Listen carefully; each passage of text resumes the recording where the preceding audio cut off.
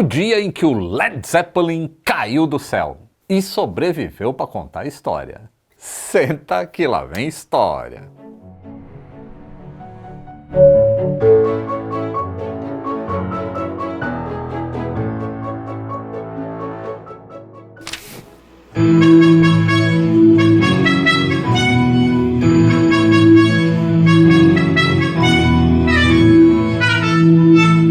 Saudações aeronáuticas, tudo bem com vocês?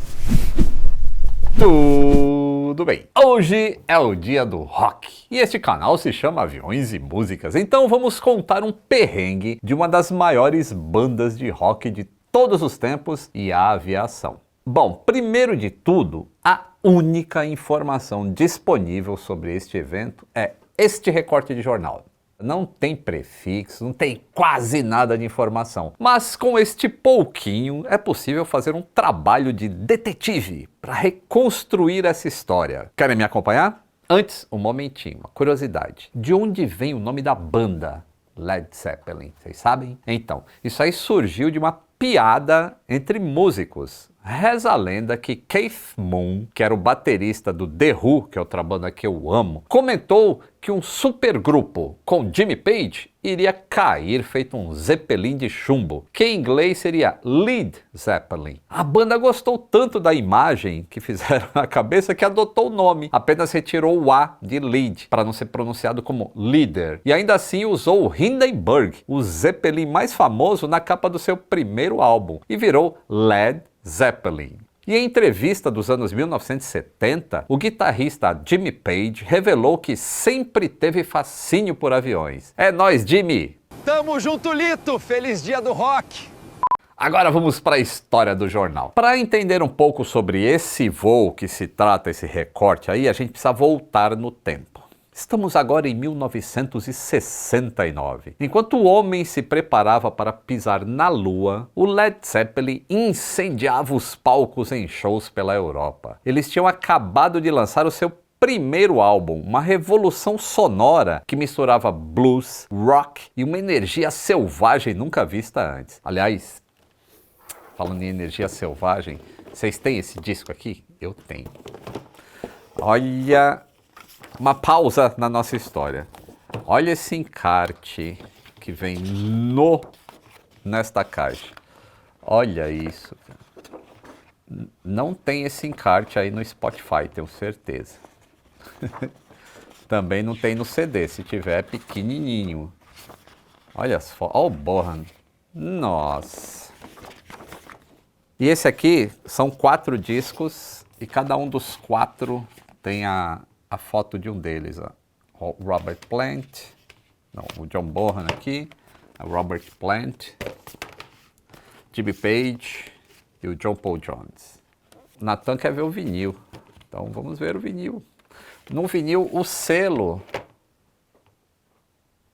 é igual para todos. É maravilhoso. Isso aqui é uma verdadeira orquestra. Você coloca, fica ouvindo e esquece. Tá vendo? Na verdade eu falei que o selo era igual para todos, mas não é. Eles mudam. Aliás, tem aqui fora, dá para ver sem tirar o vinil. Tipo, o Robert Plant tem a peninha. Esse aqui tem, né, do Jimmy Page tem um nome, sei lá, meio árabe, meio alguma coisa assim. E o John Paul Jones. Legal, né? Foi só uma pausa para mostrar que essa caixa aqui é daquelas que você coloca assim no toca-discos e só levanta para trocar de lado. Cadê o avião? Agora precisamos botar o avião aqui. Quer colocar o... Esse.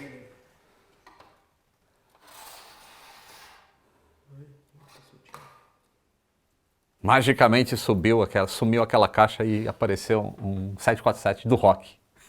Eu tenho a certeza, mas certeza, que se tivesse Insider nessa época, todo roqueiro ia usar. E atenção, roqueiro, hoje, no dia do rock, tem um presentão para você. O cupom LITO vai te trazer 20% de desconto. E esse é só para quem assiste Aviões e Músicas, hein? Hey, ho, Let's go! Ramones também ia ficar bem de Insider Tech T-shirt, vocês não acham? Porque o vestuário dele já era aquele lá, então era só botar Tech T-shirt. E, ó, nesse pouso de emergência aí, o Led Zeppelin, ele nem ia ficar com pizza embaixo do braço também, tá? Se ele estivesse de Tech T-shirt. A Insider resolve os seus problemas do dia a dia com vestimenta, direto e reto. Então, ó, para entrar naquele mosh pit e bater cabeça lá no seu show preferido de rock, vai de Insider com 20% de desconto. Você pode até quebrar a cabeça, mas garantiu o desconto. O cupom LITO é Rock and Roll. É só clicar no link aí da descrição e...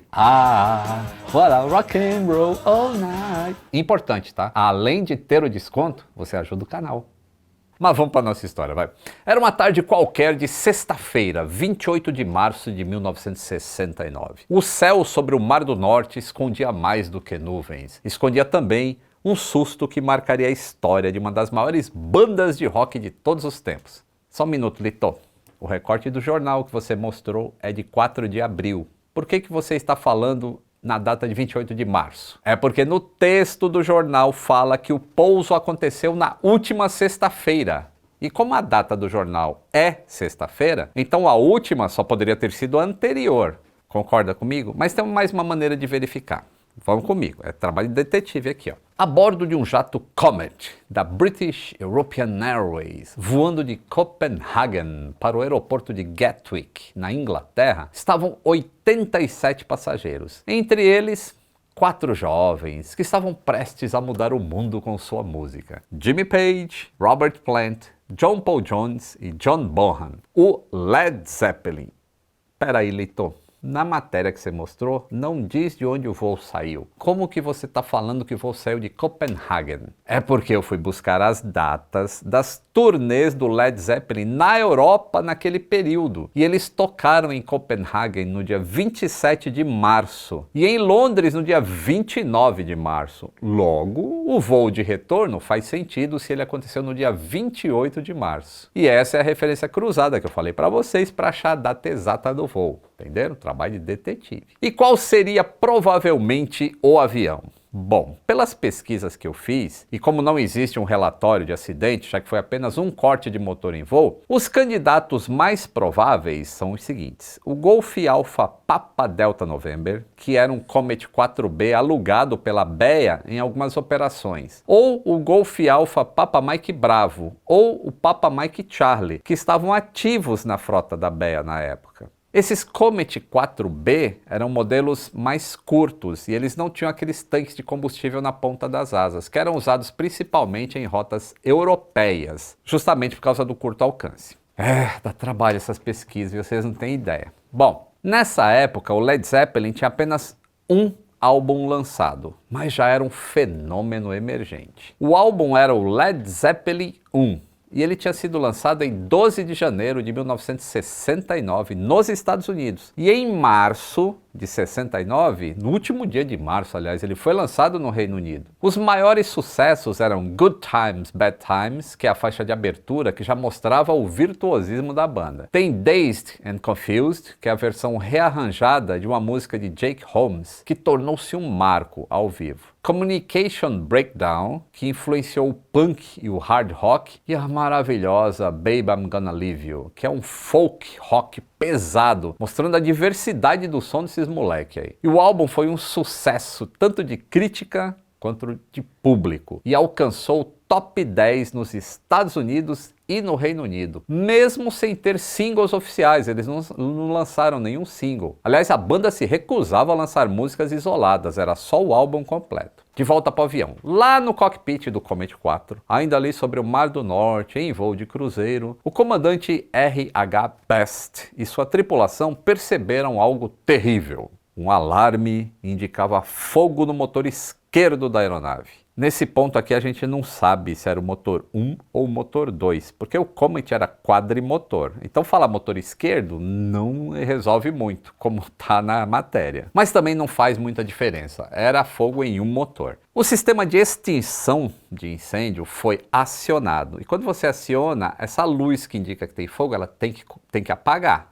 que você apagou o fogo, mas a luz continuou acesa. E era provável que fosse pane de indicação, mas dado o histórico dos Comets, não era aceitável o risco de continuar o voo. E esses motores Avon, eles possuíam um problema crônico nesses sensores de detecção de fogo, que já tinha causado, nesse mesmo ano, 17 alarmes falsos. Mas foi aí que o comandante tomou uma decisão rápida. Cortou o motor em voo, ou seja, desligou o motor, e pediu um pouso de emergência no aeroporto mais próximo, que era Stansted. Não era o aeroporto mais moderno da época, mas tinha a pista 23, que era longa o suficiente para emergências. Atualmente é a pista 22, tá? Porque declinação magnética acaba mudando a numeração das pistas. E eu falei do histórico, né, do de Havilland Comet, e ele é um dos históricos assim mais dramáticos e também importantes da aviação, porque é uma história marcada por inovações tecnológicas, tragédias e correções dessas inovações. Eu já falei do Comet aqui, ó, no episódio 913. E se você não sabe nada dele, ele foi marcado por causa de falhas estruturais que faziam com que ele simplesmente se desintegrasse em voo. Mas esse Comet que estava ali, a banda Led Zeppelin, era seguro? Vamos lá. Em 1949, voou o primeiro protótipo do Comet 1, o primeiro jato comercial do mundo. Em 1952, ele entrou em serviço pela BOAC, que era British Overseas Airways Corporation, e revolucionou viagens internacionais com velocidade e conforto. Daí, entre 1953 e 1954, uma série de acidentes catastróficos ocorreram. Todos os Comet 1 foram então groundeados ou aterrados, nenhum podia voar. E a investigação revelou falhas no projeto. O problema? A janelinha, que era quadrada e criava uns estresses nas pontas, rachaduras e pum! Depois de 2 anos, o Comet 4 foi lançado. O 2 e o 3 não teve, tá? Com janelas ovais, fuselagem reforçada e motores mais potentes, que eram os Rolls-Royce Avon. E aí, em 1958, o Comet 4 entrou em serviço, agora operado por companhias como a BEA. Mas, já nos anos 60, ele estava enfrentando a concorrência do Boeing 707 e do DC-8.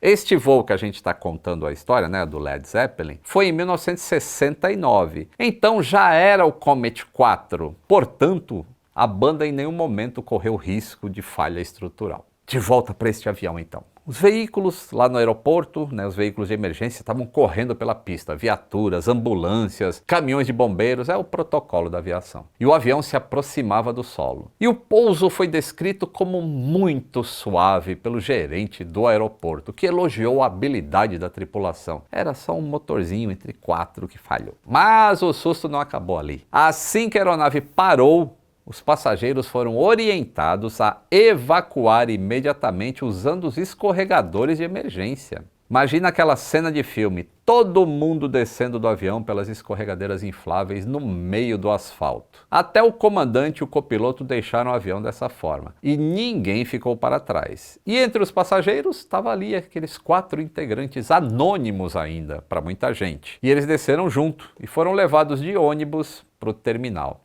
Agora imagina, né, o John Bonham, o melhor baterista de todos os tempos, saltando numa escorregadeira. Ele deve ter entrado no ônibus batucando, né?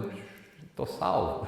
Bom, a história não acabou ainda, tá? A gente vai falar mais coisas desse recorte de jornal aí. Eu achei esse recorte no site oficial do Led Zeppelin, mas eu queria saber qual jornal que tinha publicado isso, porque no recorte não aparece que jornal que é. E nas buscas pelo texto, também não encontrei nada na internet. Então eu usei a IA para tentar descobrir que jornal era aquele. Eu pedi para o DeepSeek analisar o estilo gráfico do jornal, como a fonte, o layout, para saber se era um tabloide do tipo Daily Mirror ou Evening Standard ou algum outro, ou se era um jornal de verdade mesmo. E a IA retornou com algumas informações e alguns chutes. A IA me disse que o título em caixa alta e serifado era comum em jornais britânicos dos anos 60, e que o corpo do texto que era justificado era comum no The Time ou no Daily Telegraph, e as legendas nas fotos eram típicas do Daily Mirror ou do Evening Standard, e foto com as bordas espessas similares eram do Daily Express. Ou seja, não ajudou em nada, podia ser qualquer tabloide. Mas a IA sugeriu o Evening Standard, que é o jornal vespertino de Londres, ou o Daily Sketch, que foi extinto em 1971, que era conhecido por cobertura de entretenimento e eventos dramáticos. Aí eu busquei e não era nenhum dos dois. Aí o DeepSeek deu uma dica de procurar nos arquivos do British Newspapers Files. E aí lá fui eu pagar a assinatura para ter acesso a esse jornal, para ver se eu encontrava de onde que era. E aí eu busquei pelo texto e pela data e encontrei. Era o jornal Herts and Essex Observer. E aí está para vocês o jornal inteirinho da época, com a notícia logo na primeira página.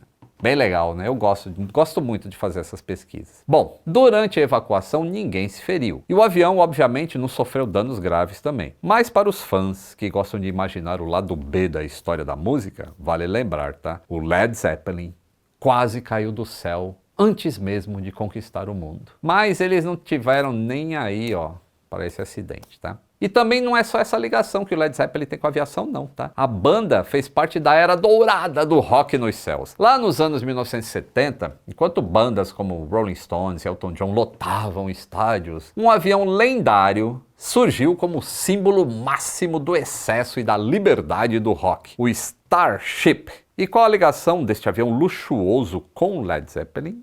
A resposta começa com uma necessidade simples: escapar do caos das turnês comerciais. E eu já contei a história completa do Starship, tá? Tá aqui no episódio 354. Mas resumidamente, era um Boeing 720 Bravo, que originalmente era um avião de passageiros da United Airlines, mas ele foi reformado em 1972 para virar o jato particular mais extravagante do rock. Dentro do Starship tinha piano de cauda, que foi usado por Elton John e o John Paul Jones também, que é do Led Zeppelin, né? Um bar completo com estofamento em couro roxo, TVs, cama redonda, e decoração psicodélica, talvez pratos de farinha, não sabemos, incluindo um teto com luzes estroboscópicas. Em 1973, durante uma turnê estrondosa lá nos Estados Unidos, do Houses of the Holy, o Led Zeppelin se tornou um dos mais famosos usuários do Starship. Mas na década de 1980, com o fim dessa era das mega turnês, o Starship foi aposentado em um local próximo a Londres e foi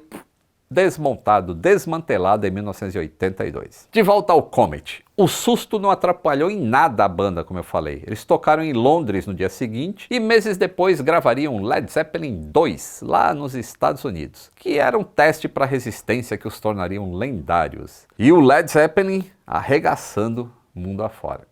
Gostaram da homenagem ao Dia do Rock? Então muito obrigado por ter me acompanhado até aqui. Se você valoriza esse trabalho de resgatar histórias que unem aviação e música, considere se tornar membro desse canal. Além de apoiar financeiramente esse projeto, você ganhará acesso a conteúdos exclusivos como erros de gravação e bastidores também, além do seu nome aqui junto com esses amigos para sempre nos créditos. Um grande abraço e até o próximo voo!